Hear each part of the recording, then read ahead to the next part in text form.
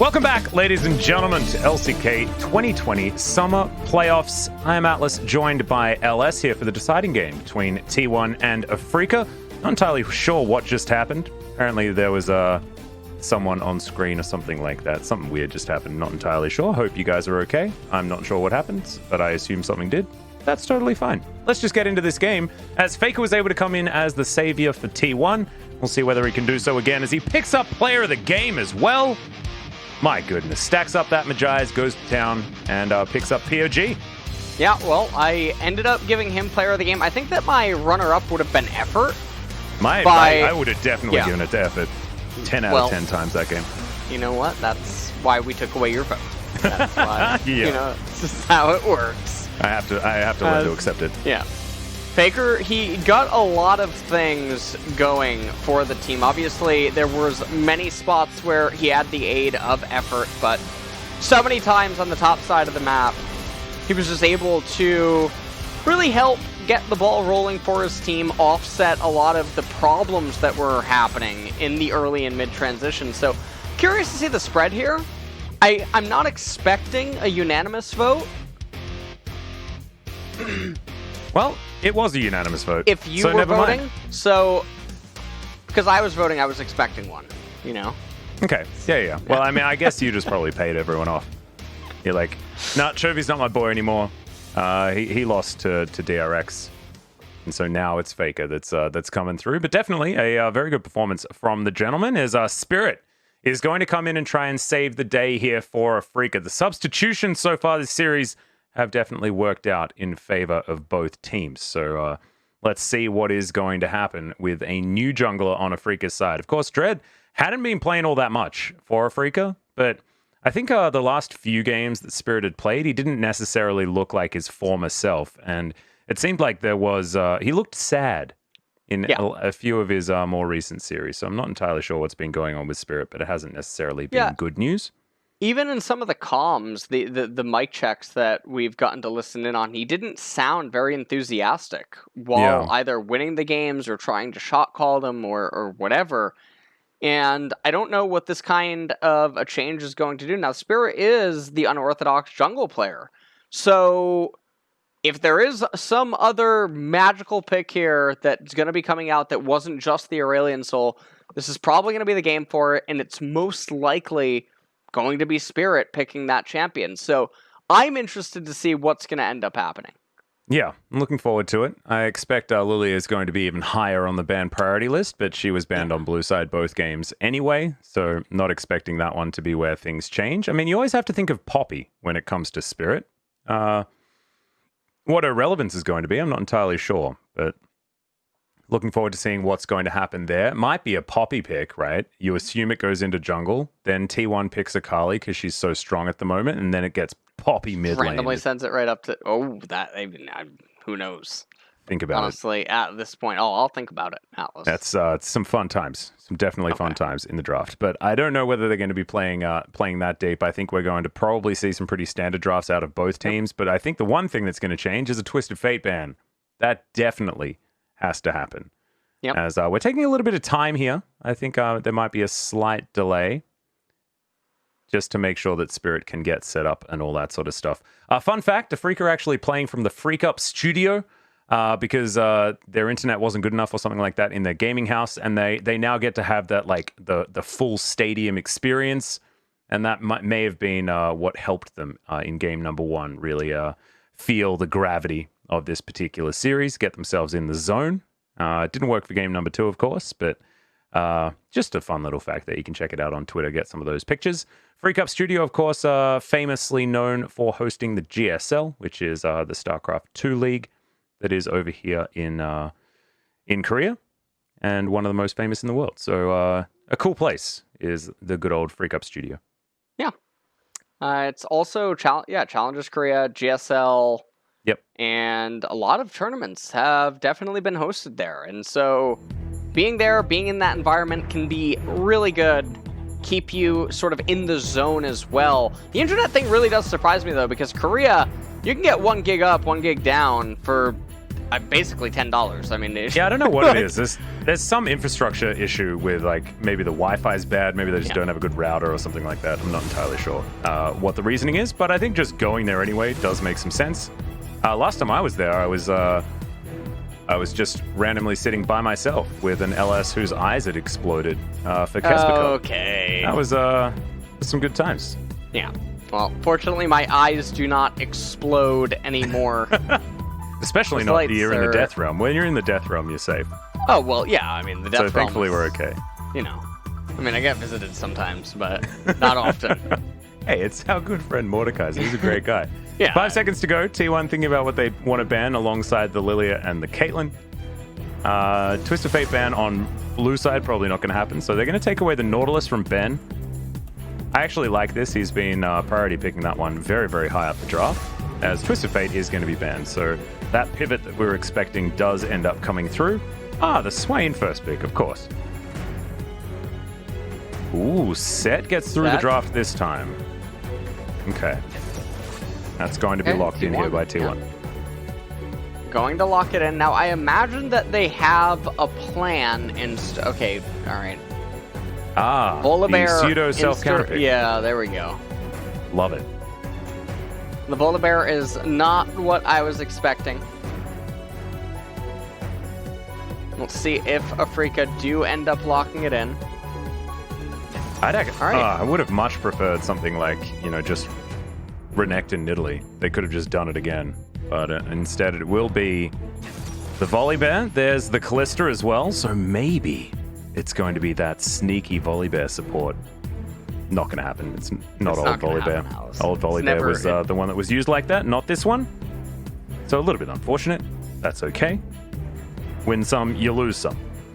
Now let's have a look at what T1 is going to prioritize. Oh, this could be just center Set on the bottom side, but also what the center does is allows Set to flex everywhere. Yep. He can now be top, jungle, mid, and support, or theoretically AD carry. That's a 5-way flex, because technically you could be feeding him. So 5-way flex, nice work there by T1. Well, we'll see what they end up picking up here on B3. And it's probably going to show, okay, so Set no longer going to go into the mid lane. That's going to be Zoe. Oh, no, going to be a Renekton. Now, the interesting thing here is Set center Renekton. This is really setting up for Evelynn. Karthus. Oh, yes. Yep. Evelyn's the new Karthus pick, isn't she? Because she got buffed? Well, she got a very big buff for her early game dueling, both 1-on-1 and 2-on-2, because of her Q change. But she's very underappreciated as a champion. Now, all these champions that Afreeca has right now, they're very squishy. They're very prone to Evelynn and Karthus. And I don't know if Afreeca is going to actually read it as such, but things get really scary here. Orianna now banned away by Afreeca, and that could just be a very far off read from where T1's trying to go here.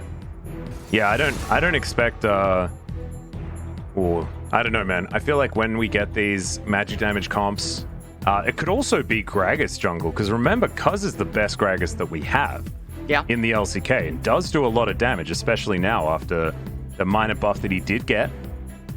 So certainly up in the air with a lot of different options, as the Olaf going to be the follow-up ban up against Cuz. Only allows that Gragas to come further in. Unless Afreeca decided to pick it away. I mean, they could just run the same bot lane that T1 did by putting Gragas in the support position.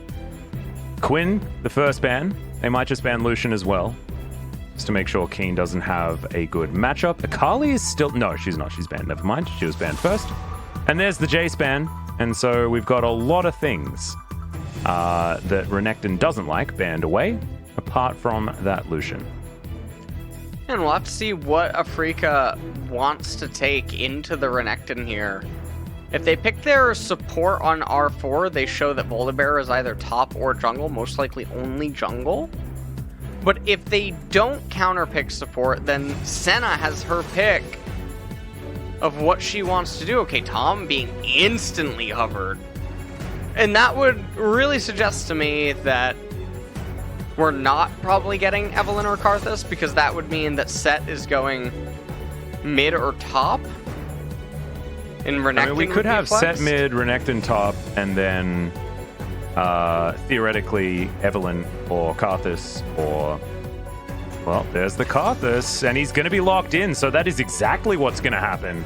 Will be Renekton on the top side of the map, the Set in the mid lane, or the other way around with Senatom Kench on the bottom side. Karthus now priced into doing a lot of damage this game. Well, I just don't even know what Afreeca can really hope. Oh, it's going to be Kalista top. Oh, okay. Against the Ezreal to be the locked in for Renekton. Mystic. And Keen was one of the first players that would draw a lot of attention for the Kalista top in the LCK. And so this is going to be a narrow line to walk. If Renekton gets a hold of Kalista once, though, in the laning phase, it's over. It is basically going to be a broken neck, and she's never going to recover. That's just how the lane goes.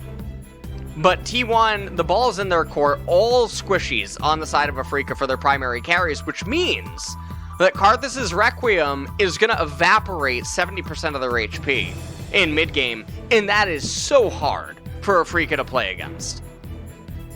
We'll just have to see how it's going to work out. It is confirmed that Karthus is going to be in the jungle. It's not any mid-Karthus shenanigans or anything like that. But I'm glad that Afreeca mixed up the draft. And I also love that in this game number 3, deciding match in playoffs, it's Keen that gets the flex pick into a good matchup on the top side of the map with a champion that does do a lot of work. And now Volibear has the value of a Fate's Call to allow him to get out after dive bombing in with that ultimate. Very excited to see how this one's going to work out with Mystic on his Ezreal. I mean, his name's Mystic. Ezreal has an ability with Mystic in the name. Must be a good choice here. And Fly Zoe has been one of his most successful picks. And Ben is on another engaged support, and that's all he likes. The really, really scary thing here is that T1, their team composition, you can't itemize against Cuz. He's always going to be valuable at every stage inside of this game. And with Set being a pseudo-support champion, Renekton just needing one advantage to put the lights out in top lane, things get really scary. Senna thematically answers Zoe and Ezreal in the mid-late stages of the game as well. So T1, they have everything going for them. They found themselves a beautiful Karthus spot, and that's what I was referring to when I was saying Afreeca really misreading the second ban phase. It should have been Karthus Evelynn, and at that point, there's still another AP jungler that can come in, but no one's probably thinking about him globally right now, but it would have been Fiddlesticks, and I just don't know if T1 even has that in their inventory.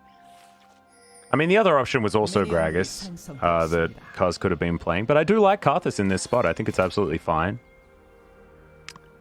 Just have to see how the lanes work out, because theoretically, mid and top should be in favor of Afreeca in this early stage of the game. As shout out to Fnatic, Kuz picking up their skin.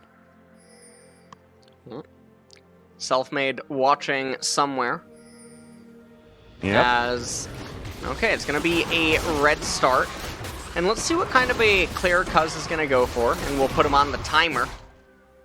Can he clear sub 3 minutes? Given that he did have a leash. Oh, no, he's not going down to golems. This is very surprising. I'm going to take the chickens first. Yep. As Keen is zoning Canner out of as much as he possibly can. And yeah, not going to be able to get... Oh, no, gets into experience range as the minions decide to be nice to him. And let's see how Keen's going to play this one out. Cuz is doing is... by skipping gold... Wait, what kind of a path is this? A funny one.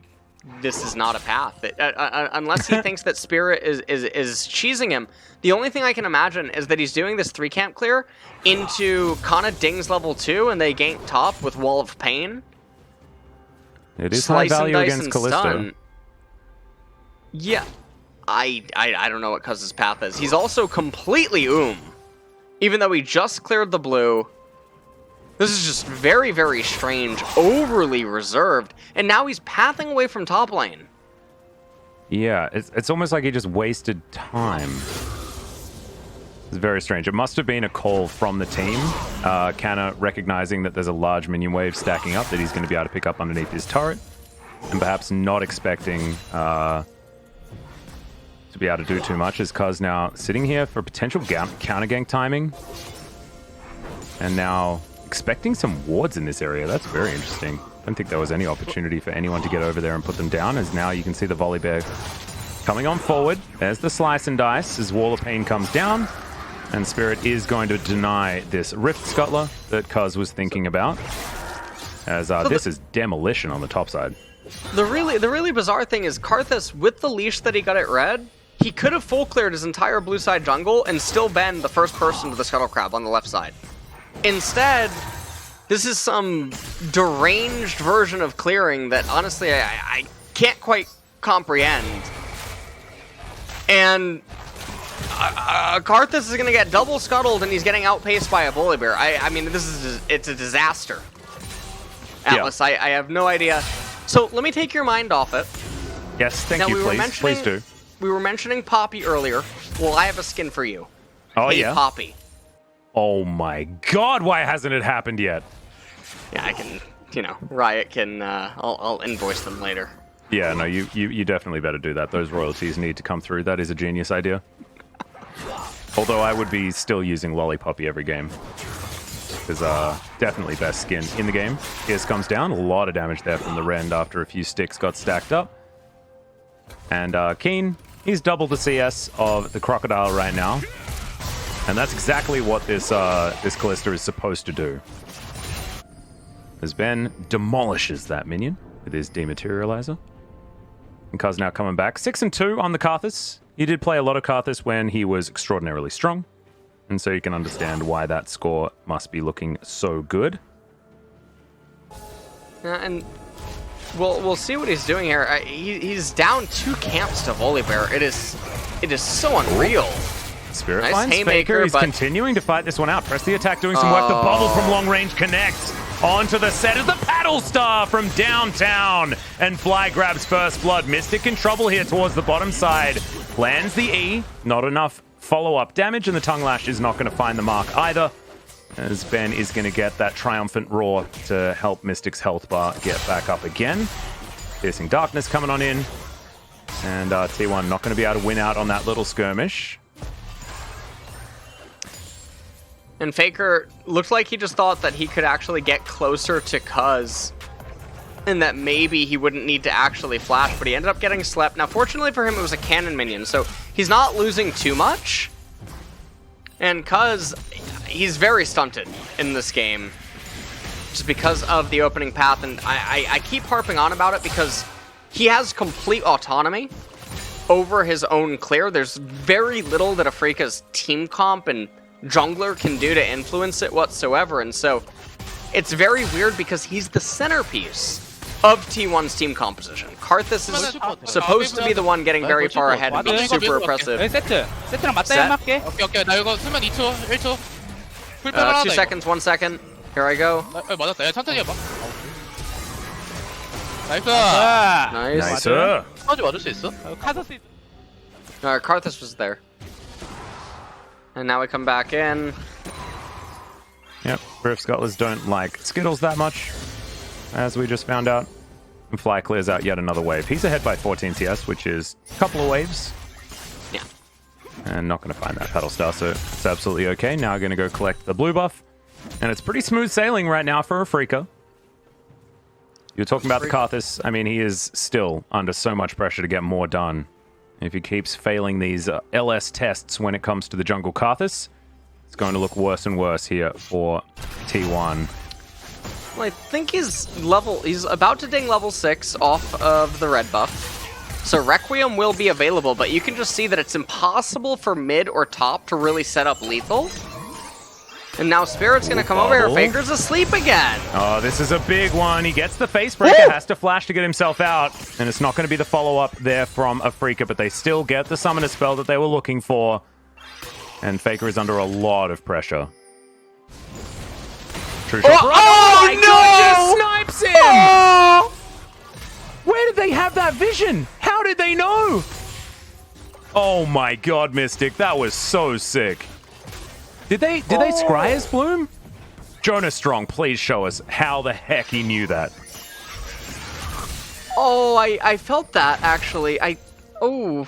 Yeah, that was in your waters. Did you feel it in your waters? I actually clinched. Yeah.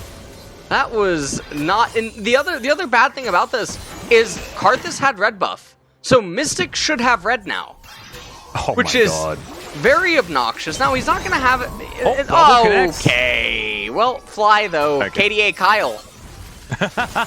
Not actually going to go for the kill onto Effort. He doesn't need to. He's already 20 CS in the lead. Faker wasn't even in lane. Gets himself a turret plate. No need to be greedy as the wall of pain goes down. But whose pain is it right now? Because Afreeca will be able to take the Rift Scuttler very comfortably. Fly not going to throw the Paddle Star at anything in particular. And it looks like Spirit, the substitution buff is coming through for both of these teams so far. Faker comes in, wins his game, and Spirit comes in and he's looking much better in this game as well. He's in position. Cuz is also over here, but gives away his location by throwing down another wall of pain. Fly finding yet another bubble onto Faker. We'll have that grit to chew through. And as you can see, Afreeca just with a lot of control. Facebreaker comes down, immediate cleanse there from Fly. He throws in a heal for himself as Spirit has found Cuz yet again. Ulti comes down. Dawning Shadow's there to try and keep the Karthus alive, but Spirit does grab the kill. Blast Cone's going to be in position, but there's the Requiem. Oh, saves him as Keen comes through as the hero, and he gets denied so much. Oh no, this is not Cuz's game. Oh man. This just feels heartbreaking. I mean, Teddy, Effort, and Kana now, they're up here. They don't have a Rift Herald. I mean, they're going to try to get some turret plates, but Ezreal down in bottom. Mystic's just getting free waves. He gets a free turret plate for himself. Already has the Mirror Mana. Things are so doomed. How? How? Seriously? 내가 턴 내려가는 턴이야. 오케이. 이거 삼거리로 돌아오면 탑 갱각도 나와. Oh, he was going for the 꼬아서 한번 back. 바로 탑 가볼게 그럼. 나이스! 뭐야 이거? 오케이, 왜 이거? What is that? no idea. Okay. 야왜 죽냐? 레넥. 얘는 미드. 라인. Oh my God, That that's is- so crazy. Okay, well, in this replay, you can see Faker, he tries to get the Facebreaker into the Superplex onto Zoe. Cuz here, trying to do as much damage as he can. He actually kited down a little bit more than he wanted to. Requiem, Keen flashes for the Pokeball onto Spirit. Ends up saving him from his demise. And Afreeca, they're in a very comfortable position right now, Atlas. They're 2,500 gold up. And when you're up this kind of amount and set is basically a support, you can get away with getting some MR. If you want to really stifle the enemy Karthus, Yeah. this is feeling very disastrous right now. And at this stage of the game as well, I mean, Sen is not doing a whole lot of damage, so I don't think you need to worry about armor too much when it comes to these mid-game team fights. I think you're right. I think Magic Resist is definitely an option. But also, so is damage. When you're winning by this much, you can certainly just build more and be better, and then not worry. Runic Echo's now completed for Cuz, but he's got an empty jungle, and he's thinking about looking for a gank. Not going to be too much that he's going to be able to achieve, especially with this huge minion wave that Keen is going to be pushing forward. He's going for more of a lethality vibe for the build. I guess he okay, didn't Spirit's get spotted. Yeah, Spirit is there. Oh, another bubble is going to connect. Headbutt Pulve comes down. True Shot Barrage is there as well. Faker's lit on fire, trying to run. Haymaker comes in. Facebreaker's there on the 2 as there's the showstopper. Faker trying to hold on to it, but he's not going to be able to do anything. Effort not quite there in time. Didn't have flash available. And it's 0-4 now for T1. They're behind over 3,000 gold. And it's only 12 minutes. Afreeca look like they're about to do it, Ellis. This is insane. They are about to cross the Prime Meridian line, Atlas, is what is about to happen. Well, Spirit? Stun onto Canna. Yeah. Oh, No. Nothing is going right for them in the... Okay, you know what? Honestly, this is just... Cue the music. We just need some buttons to be pressed. All right, buttons were pressed. It was fun. Fly comes over with a redemption. Zoe's best friend. Cuz puts down a wall of pain, though, and that's going to keep Effort alive. Or at least keep his health bar up. despite all of that weirdness going on here, Keen is able to get himself another turret plate. And T1 just trying to pick up the pieces still. Effort, no beef for you, my friend. As Faker just wants to get himself a bit of a reset timing. Bubble connects onto the Tahm Kench. Cuz is in position as, okay, Faker was looking for a little bit more. Flash comes out, headbutt just for disengage. As, yeah, Faker was looking for a face breaker, couldn't find anyone's face to break. Didn't have Showstopper available, so they didn't have to be scared of that one, but a couple of summoner spells that T1 were able to get, and that's always good news. And T1 are falling further and further behind as this game goes on. It's about a 4,000 gold lead right now for Afreeca, and everything is going their way. The only thing that they're not doing is they're not getting any dragons. If we take a look at this replay here, and Faker just getting brought down. There's not really much that he was able to do. Things are looking pretty grim. It is dicey to say the least. Absolutely. Yeah. As counter up here, he's going to clear out this wave pretty comfortably. Keen will pick it up though. And he has that cheeky little serrated Dirk. And is now building towards his Blade of the Ruin King as per usual. And he's 30 CS in the lead. 0-0-0 for both of our top laners. But 0-2-0 for the Karthus is real bad news as Fly shoots Faker with his Super Soaker. I didn't know there was a water fight in mid lane, but apparently there is. Pretty prestigious one, if that skin tells us anything, as Fly grabs himself a barrier and sends his bubble through the wall. Faker will be alright, though. As there's the Sanguine Blade picked up by Keen. So he's going for the full split push style on this Kalista. And Spirit actually does pick up MR on the Volibear, something that he should not have been able to do. One of the things I'm very surprised about, it hasn't picked up in Korea yet, or pretty much anywhere else, but Locket of the Iron Solari, super big here against Karthus' Requiem. Oh yeah. And I'm very surprised, I'll be very surprised if Spirit doesn't actually end up getting that at some point in the next 10-15 minutes or so. Teleport comes out in top lane. It looks like Afreeca, they want to raise yet another turret. And remember, their win rate, when they get first turret to the game, it's super high. Yeah, because it probably means that they're winning either in bot lane or in top lane, and both Mystic and Keen can really just take over games. Afreeca, they're going to get the Rift Herald. That probably is going to mean that Faker's tier 1 mid turret's going to fall shortly thereafter. Oh no. Teddy's in trouble, but does have a Devour.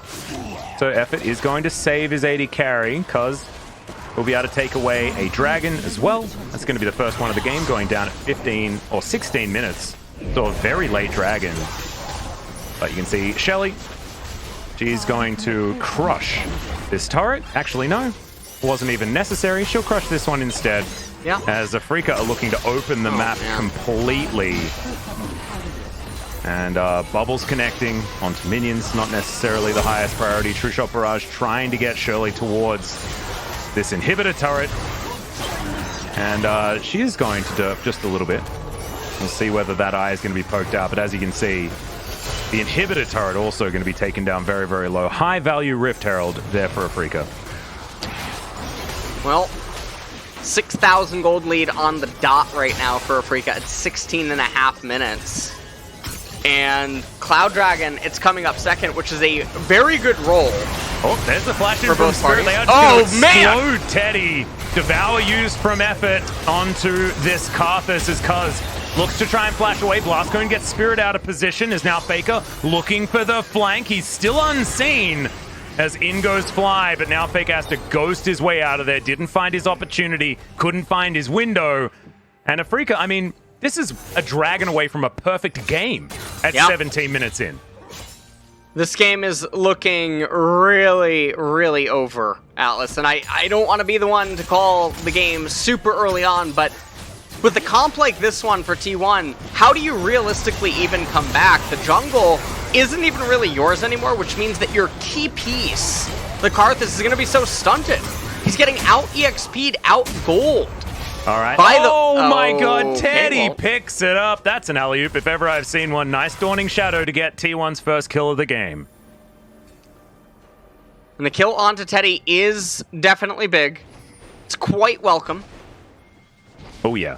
As, okay, they're going to move up here into top lane. They're going to try to get something done. They're still down 6,000 gold. Another really nice bubble. Love the Magi Soul Stealer. Picked up by Fly. It's currently at 6 stacks. We'll see what else is able to be done. Yep, Keen. Unfortunately, just face checking a Crocodile, which is not what you want to do. Oop.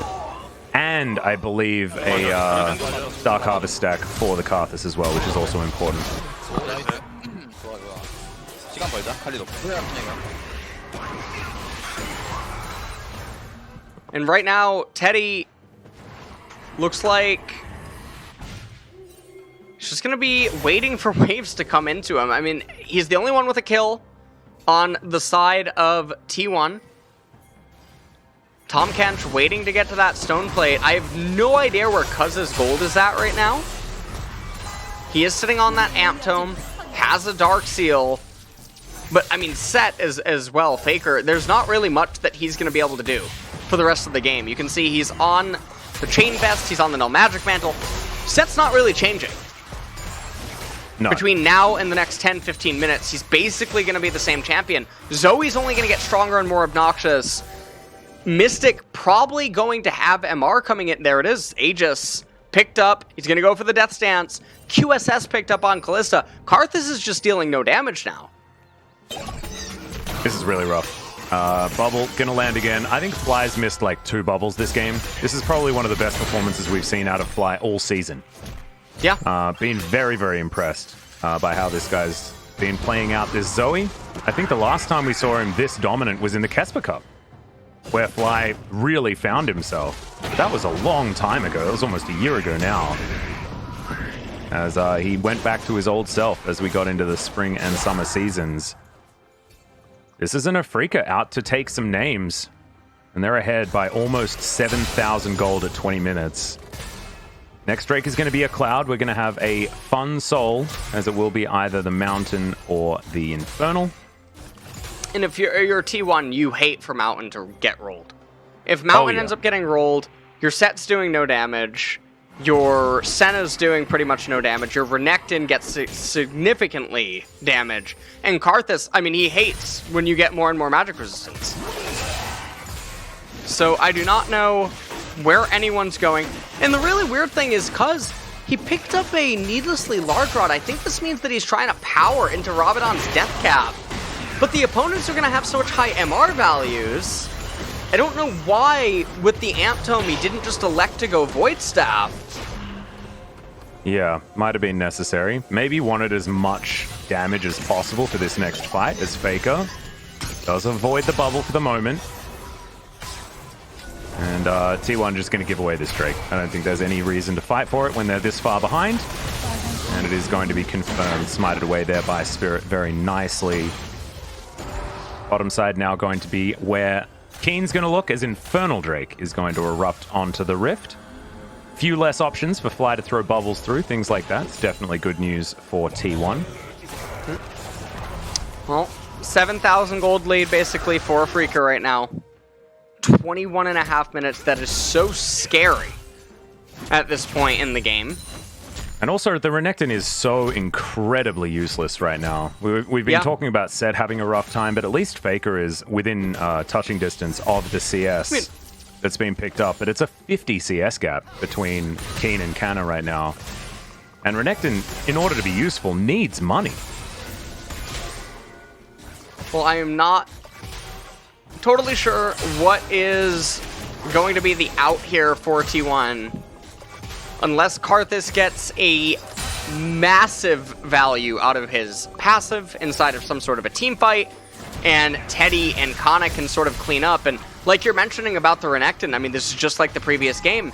It doesn't really matter, and when he's this far behind, he's just dead weight. He's an anchor that is dragging you down. He's the iceberg that sank the Titanic.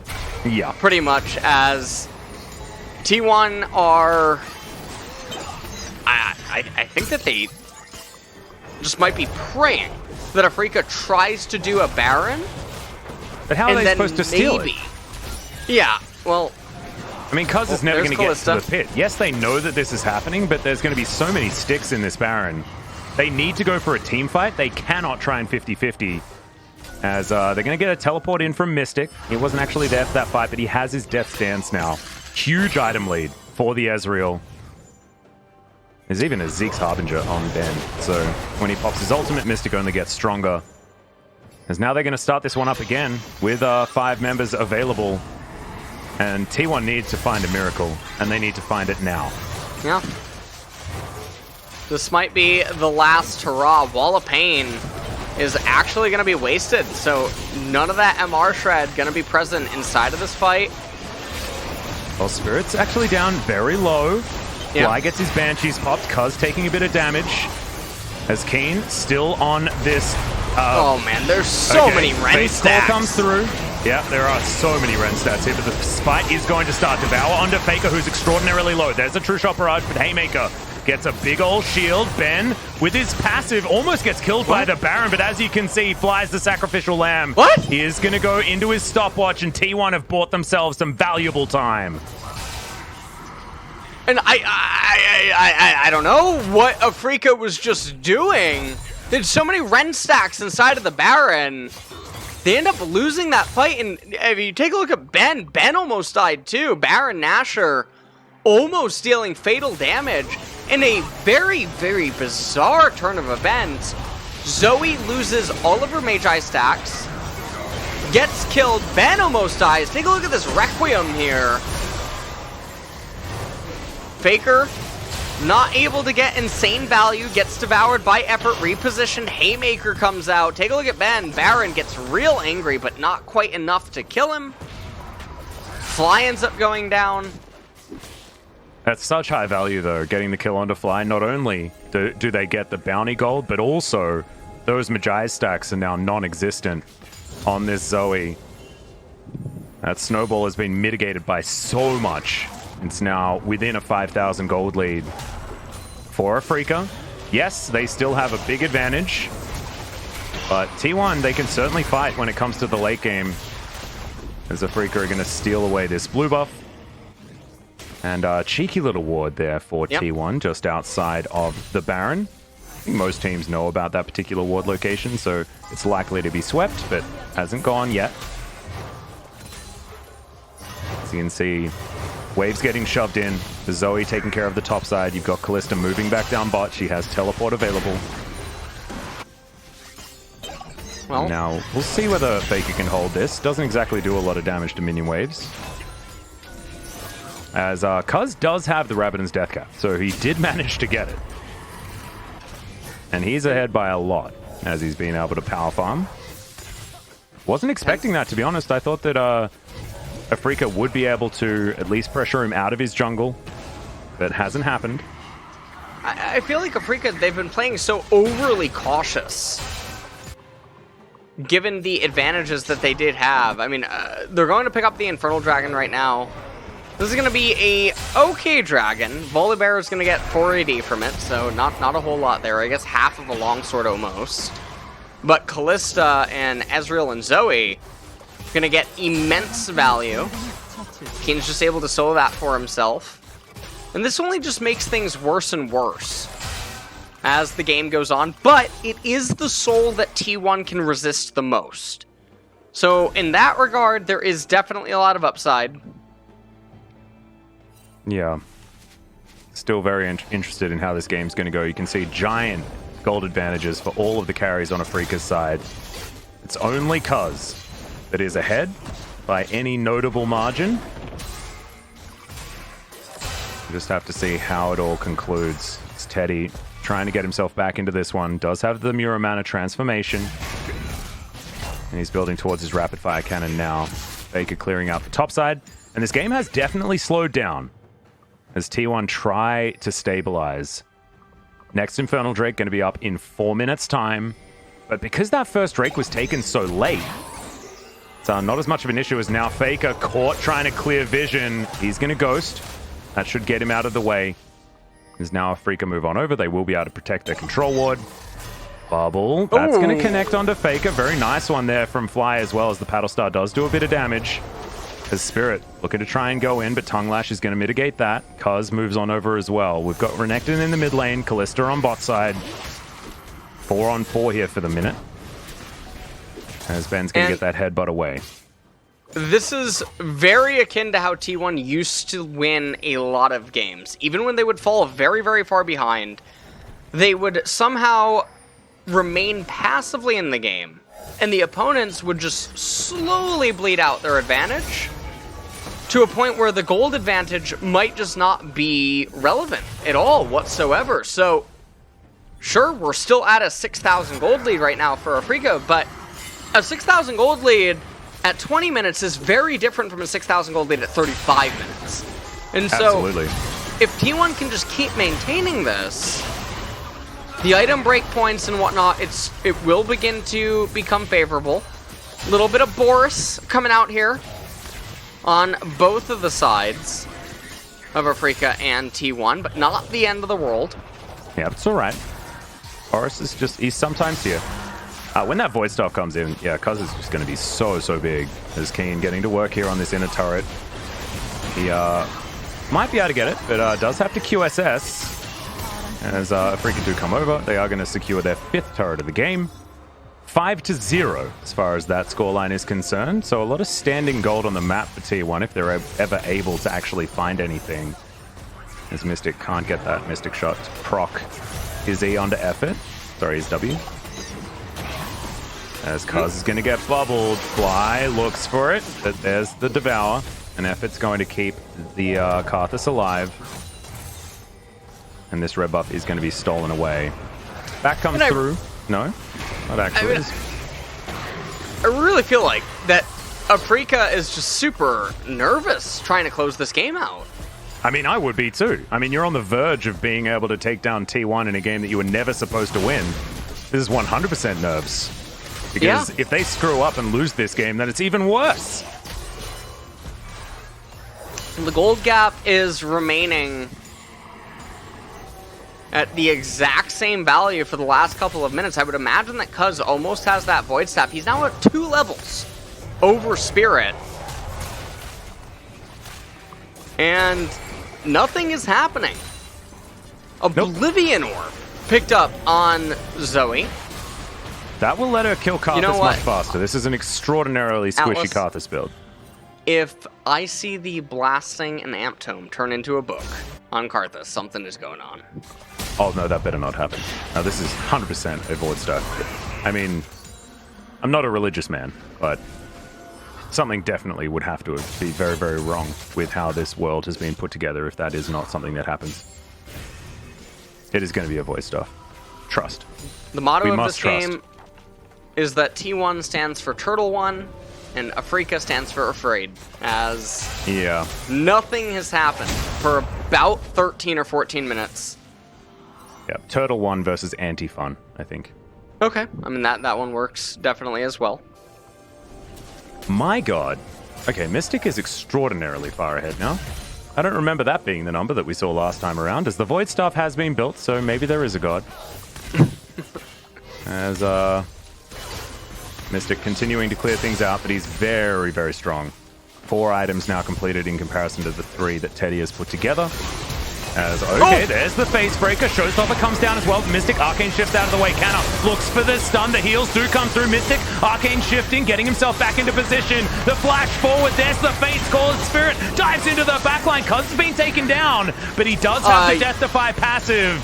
And at least he's able to pick up 1 onto the cow. As the dust settles, though, that is a 1 for 3, and Afreeca are beelining to the Baron. Yeah, they're going straight towards the Baron right now. Mystic just gonna take away some of the they're gonna split up. They're gonna have Ezreal do the dragon, and they're going to have Kalista and Volibear. This is some of the most intelligent gameplay that I think that we've seen in LCK.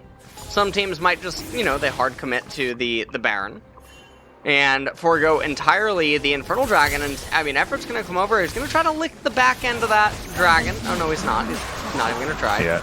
Didn't have a Blast Cone, didn't have a Flash, so that was never going to happen. Keen's going to be able to secure this. And Afreeca, they take everything. Soul Point now, and that's Infernal Soul Point as well, guys. That's a big deal. So we're going to have a look at this team fight once again. And it looked like Mystic might have been caught out of position. Well, I mean, it looks like Mystic was caught out of position. Slice and Dice goes in by Renekton, doesn't quite have enough damage. And you can see, Cuz's decision-making here was very bizarre as well. They're never going to be able to run away. And so I was so surprised that he didn't try to just go into passive sooner.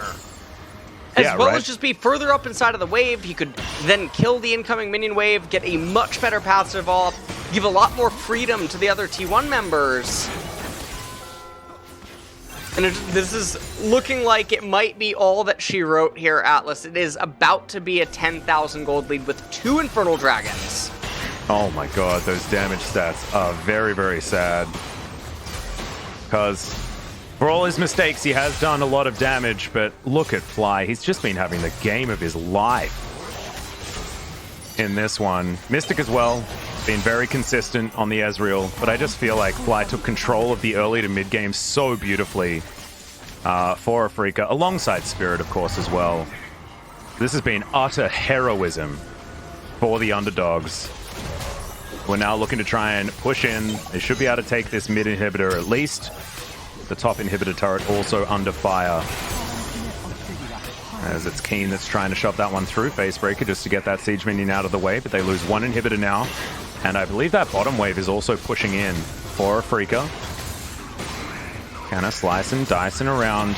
And we've still got a minute left on this Baron, so expect Afreeca to do a lot more damage as effort. Is going to get stunned up, not going to get taken down just yet. Facebreaker onto Spirit as they do take down the turret. Faker gets the Haymaker out. Spirit is going to back off for the minute, but you can see Keen hopping through. There's the Dawning Shadow. Teddy trying to keep his team alive, but Afreeca, they're just focusing on the structures and looking to slowly push forward.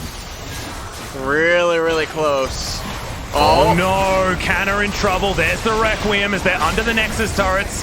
Fair bit of damage as Hepa Pulp comes through, but Ben is going to be taken down by extraordinarily low, but it looks like he will escape. No, Teddy flashes after him, but the damage has been done. Mystic is still alive and still has so much damage. Teddy well and truly dead. They've got 2 AD carries in this game, remember, as Mystic pops his QSS. He's going to be absolutely fine. The second and last Nexus turret is taken down. Mystic flashes on forward. Death Defy is not enough, and Afreeca are going to perform the miracle. They'll knock T1 out in the wild card. And Afreeca, they come into tonight's match. They end up winning 2-1 in what might just actually be the biggest upset actually in the playoffs overall. Absolutely. They break through the barrier of not being able to beat any of the West Side teams, and they do it in their most important match, which is the wild card. T1 now, they have to run the gauntlet, which is really, really scary to try to make it back into Worlds contention, and I don't know. And this is really scary as well, because in game number 3, the draft was so set up for success pretty much all around, and Cuz with the early game pathing on Karthus couldn't find anything. I genuinely have no idea what he was doing. I really don't. It is that was such one of the weirdest Karthus paths we've ever seen. It was definitely very, very strange. The first 7 minutes are just something to watch. I don't know, but Afreeca, Fly having the game of the split probably for him. Just absolutely. By far, that was his best performance. Mystic getting a heroic lucky true shot barrage, sniping the Karthus as well. Never really missing a beat, and Spirit never really blundering anything. And Afreeca, they play slow, calm, and collected, and they end up taking down T1. Absolutely beautiful stuff. It was so good that my cat decided to join us for that last game as well. I think Keen and Fly played out of their minds. I think Keen uttered dominance in the laning phase, but was intelligent with his movements, never allowed himself to be ever at risk of being taken down by Cuz, and it meant that the Renekton was absolutely kept down. We need to shout out the draft as well, because Keen being able to flex towards the Kalista on the top side of the map, really throw a spanner in the works for what T1 were expecting that game. I think it was a lot of things that worked out in tandem with one another for Afreeca in that game 3. And the fact that it was the deciding match, they're against T1, the gods of the gauntlet, they're able to take them down at stage 1. Yeah. I really am just so surprised, but also T1, something was definitely off this game. Look at Faker here, he ghosts instead of flashing, even though the bubble already resolved. Cuz here, getting sniped by the true shot barrage. Now, he could have flashed in response, but I think he just had no idea it was even coming. Yeah. Neither did Afreeca. Cuz right here as well, just getting picked up on the Karthus. Watch the flash Pokeball out of Keen to save Spirit. And it's really nice to see the top lane Callista coming back into it. Yeah. Right here, Cuz trying to get any damage that he could onto Mystic, not quite able to. T1 were just so far behind inside of the game. And it just leaves a bittersweet taste in your mouth watching this. It definitely does. I don't think anyone was expecting Friday's match to be between Afreeca and Gen G. And I don't even know what that means. Well, it means Flyers to go up against his former team. That's a bit of fun. Yeah. Gen G probably were not expecting to actually face Afreeca, though. So it's probably very surprising for them. They have 2 days to readjust any sort of draft ideas or whatnot that they're going to use on that game day. And what a curveball now here in playoffs. LCK Summer 2020. I don't think anyone was expecting this. And I wonder which other different curveballs we're going to get as we're going to listen in to Keen's perspective of this last team fight. 세트 봐도 돼, 세트 봐도 돼. 에, 핏 까이는 거 조심하고 먹기 빠졌다. 그냥 천천히 해. 빨리 들어가지 마. 빨리 들어가지 마. 타워. 야, 가졌어 잘 봐. 야, 타워 깰만한데? 나 궁도 돼. 이거 다이브 볼래? 야, 레드 필. 야, 레드 헤드. 타워부터. 야, 세트 들어왔다. 나 필. 살아야 돼. 세트. 얘들아, 나 뒷 갔다 올게. 살짝 살아야 돼. 서비스 필. 세트도 잡아. 야, 세나 노플이야. 세나 오른쪽에 노플. 세나. 잡았어. 잡았어. 야, 끝내자. 야, T1 잘 가. 나이스. 에이터 더블 빠졌다. 야, 타워 필. 타워부터. 나 피. 걸어. 야, 너 있어? 그냥 타. 나만 믿어. 나이스. 넥서스 넥서스. 넥소 깨라. 나이스. 잘했다. 가버려. 잘하는 거야. 나이스. 가버려.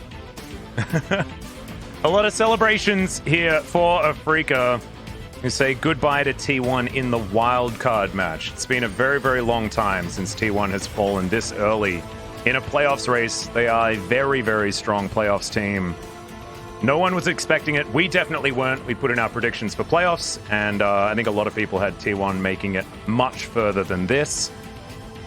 But Afreeca, huge congratulations. I don't think we can take anything away from them. This was them playing above and beyond what their expectation was, and especially above and beyond their level of play that they've had over the last couple of weeks. It hasn't been an Afreeca that's looked this good in the clutch, and very, very clean stuff. It is going to be Fly that picks it up. Absolutely well-deserved. His Zoe, just amazing this game. So many bubbles, and his scoreline does not give away just how strong he was.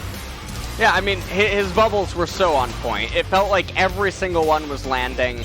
It felt like he really knew exactly what he wanted to do at so many points inside this game, and really just helped Afreeca take over. Ben helped him up on a couple of occasions. And the Zoe, just a very integral part to this victory for Afreeca. And Fly having series of his life, and this is how Fly can be throughout the split. He can be extremely hot or cold. Yeah. Pretty much no warm, no cool, no neutral. He's always at one end of the spectrum, pretty much. And tonight here in game number 3, he rolled very, very hot. He definitely did. Mystic picked up a couple of the votes as well, but it was 7 out of 9 in favor of the Bubble Lord in Fly in the mid lane. That means Fly and Mystic were the ones to pick up the player of the games for this series for Afreeca in this upset. I still I don't know, it's still washing over me, LS. I'm still trying to come to terms with the fact that T1 have been knocked out this early on. And now it's time to talk to Afreeca about what their expectations are. As here is Jason for the translation. Thank you very much, guys. This is Jin with the Universe Translation, and we'll be hearing from Fly and Mystic from Afreeca Freecs, taking down T1 in the wildcard series for the playoffs. How do you feel? Well, the last series you played from home, and I was so bad. So our actually team leader came to us and told me. So I'm happy that we were able to perform better today. 마스크를 쓰셔서 그런지 좀 마이크 좀 가까이에서 좀 말씀해 주시면 저희가 좀 잘 들리겠습니다. So maybe due to the mask, it's really hard to pick up the audio here. So I'm sorry for my players. Sorry. Any message to the fans and everything? How do you feel? Fly? You just took down T1. 오늘 제가 사실은 별 생각이 없었는데 Well, to be honest, I didn't have any specific thought in mind before going to the series. 커뮤니티 사이트를 보내줬어요. But Spirit shared this link, and I saw that all the experts predicted that T1 was gonna win. So I was getting angry. 이를 갈고 했던 것 같아요. So I was like going super, trying really hard for this game, 속이 시원한 것 같아요. and it feels so nice that I got this win. 그런 만큼 아니 관계자분들이 무슨 I know, right? 그런 것도 아니고 Because everyone called you the gatekeeper, and based on the stats, it would look so hard for you guys to take down T1. So how did the prep go for the series? 성준이 형이 잘만 하면 된다고 하는 약간 그런 Well, I just thought that we should just play well and perform better. 특히 1세트 드레드의 깜짝 선발. Dread was the starting jungler for game number 1. So what was the plan in that strategy? Recently, he's been playing scrims a lot. So for us, that was not something unexpected. This was just based on what we prepared normally. 그러면은 이제 오늘 애쉬와 진이 둘 다 살아 있었는데 When Ash and Jin was both open, 뭔가 따로 픽이 you locked in Misfortune. What was the reason for that? 저는 잘 모르겠는데 I don't know, to be honest. But our coaching staff just told me to play Misfortune for one game. I guess that was a nice call from the coaching staff. And Fly, even though, well, you did lose, we want to ask you about Aurelian Soul. And I believe you had some fantastic plan beforehand. So what was the reason or background of A-Soul coming in? So T1 locked in Twisted Fate. So we were trying to come up with a champion that can follow him and match him. So our coaching staff told me to try Aurelian Soul. But our top laner and our bottom duos were not syncing with me with the tempo, so that's why we lost. In game 3, we had Kalista picked in the early phase of the pick and ban, and you guys flexed that into the top lane. Tell us about the Kalista top pick. 사실 준비되는 건 아니었고요. That was not prepared either. 그냥 칼리스타 몰라놓고 We 내려가다 just picked Kalista in the earlier phase, and as the draft went by, I wanted to play Ezreal. So I said I want to play Ezreal, so Keen just play Kalista top. What did Keen say? How did he respond to that? 이거 하라까지는 아니고. I wasn't like, you have to play. But I wasn't like asking him if he can play Kalista, and he said okay. And we had a very lucky true shot barrage in a very early phase of the game, picking up a kill onto Karsus. You had no vision around him. I didn't ult to Karsus. I saw Seth got chunked by Zoe and recalling, so I just wanted to ult to the fountain. But somehow Karsus just died. Did you guys feel lucky after that lucky shot? And thanks to that, I was able to pick up the Mana Mune on my reset. Why? Were you aware of that situation? 뭐야 하면서 We were like, what was that? What was that? 일단 죽었으니까 그래도. Well, anyway, Karsus died, so we were like, oh, Mystic, you're just damn good. 네. 그러면 플라이 선수도 사실 오늘 경기 전 지표에서 And 플라이 Fly. 선수 2라운드 때 들어오면서 경기력 We looked at your stats in round 2 and you have improved a lot, and your teamwork with your jungler was on point, especially on Zoe. You were putting everyone to sleep.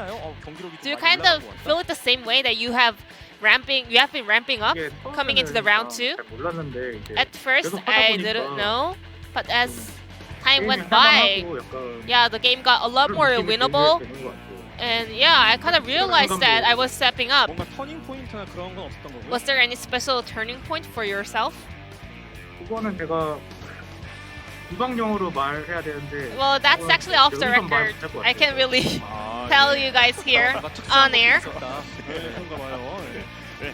자, 그럼 이제 다음 상대가 젠지입니다. 자, 도장 깨기. Your next opponent for the playoffs round 1 will be Genji. 젠지를 상대하는 각오한 말씀. So what's your mindset going into the next stage? 네, 잘해야죠. I have to do well. I will do my best. 플라이도. And Fly? 그가 저희가 젠지한테 다 졌었는데. We've lost to Genji every time so far. 이번에 T1 이기면서. But as we took down Team 1, the team that we never was able to take down, I think we saw this possibility to defeat the opponents. So I hope they are alert and they have their guards up. Once again, congratulations on your win. And we'll be looking forward to your performance in the upcoming Genji series. Thank you. Thank you very much, G-Sun, for the interview translation. Great to hear from Mystic and Fly after their surprise victory over T1. It was a 2-1. Of course, this is the wild card. It is only a best of 3. And so a lot of craziness can happen. And I believe we witnessed that one today, LS. This was not what we were expecting.